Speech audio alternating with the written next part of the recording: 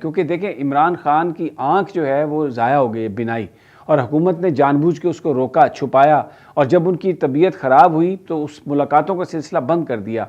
तो अब ये नहीं पता कि और उनको क्या बीमारी। और NHS के जो एक डॉक्टर हैं, मैं उनकी बात सुन रहा था, वो तो स्लो पॉइजनिंग के हवाले का भी जिक्र कर रहे थे। तो एक इस वक्त एक रेड लाइन है PTI के लिए। मैं जिस बंदे से भी मिला हूँ उनके जज्बात आई हैं, और ये अगर हुकूमत ने एक्सेस नहीं दी इमरान खान को तो जो इस वक्त जज्बात हैं PTI के वो बहुत ज़्यादा हैं। और उसके ऊपर जो रिमार्क्स हैं, मसलन जैसे परवेज़ रशीद साहब एक वीडियो में ठट्ठे लगा रहे हैं कि क्या कर लेंगे PTI वाले, और तकब्बर और गरूर की वो एक अलामत बने हुए हैं। इन चीज़ों ने बहुत ज़्यादा लोगों के दिलों को दुखाया, और अब लोग ये अंडरस्टैंड कर रहे हैं कि इमरान खान के साथ ये को हाथ करने वाले हैं।